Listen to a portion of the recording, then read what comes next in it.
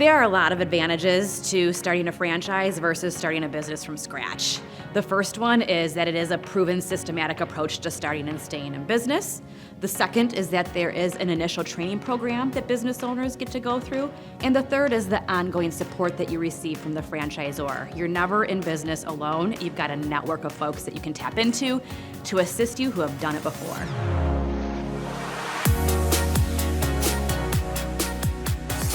Most people think that because it's a franchise that they cannot sell it, and you absolutely can sell your franchise business at any point in the life of the franchise agreement.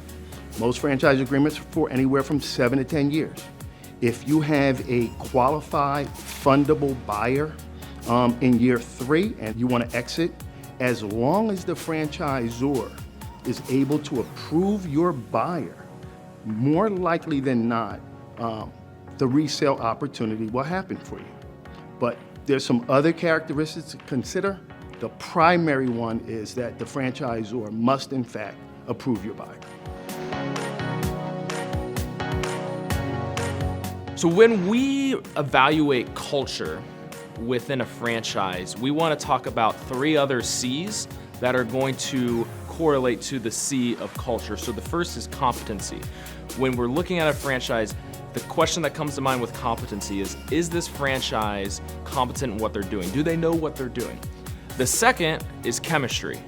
Look, if you're going to be working within a franchise system, you want to enjoy the people to some extent that you're working with. And the third is character. Because at the end of the day, when you're hitching your wagon to a franchise brand, you want to make sure that from a moral and from a character perspective, there's a real good mesh there.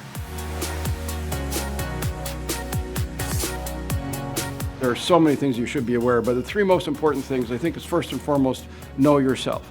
Know what are you bringing to the table. What are the 3 primary resources? How much time you're going to commit to the business, and what is the structure of that time? In other words, what do you want your week to look like? How much money are you going to deploy into the business? That's initial investment to get it started and working capital to get it to break even. It's really important to understand that and make sure it's within your comfort zone, how much of your own money and how much funding.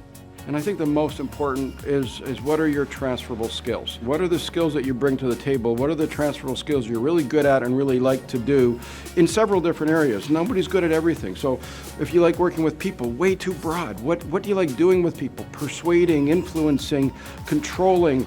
But there's operations, there's finance, there is HR, there is sales and marketing, there's IT. What is it you're really good at and love to do? And those you want to be as core functions of the business. Just as importantly, what are the skill gaps? What is the things that you don't like doing or are bored with that you don't want to do as core elements of the business? Because you want a business that maximizes your strengths and the things you're good at and avoids the things you're not good at, or at least where those things that you're not good at yet, the franchisor has systems and processes that can build bridges to proficiency on that. Hiring and retaining the labor challenges, right? If, in this day and age, if you're going into any business with the mistaken presumption that that's going to be the easy part of the business, you really need to reframe how you're thinking about it. It's really important that you team up with a franchise organization that understands what the labor environment looks like out there, how you're going to both source staff and team members, as well as what you're going to do to retain them and do a better job than your competition. The reality out there in almost every marketplace in North America is it's challenging to find and keep staff. But if you can see that as something where you team up with an experienced franchisor and they understand how to do that better and more consistently than competition, this can become a sustainable competitive differentiator to your advantage. But you have to be willing to go into this understanding that that's going to be a really important component of you building your own team, always focusing on finding and keeping the right people.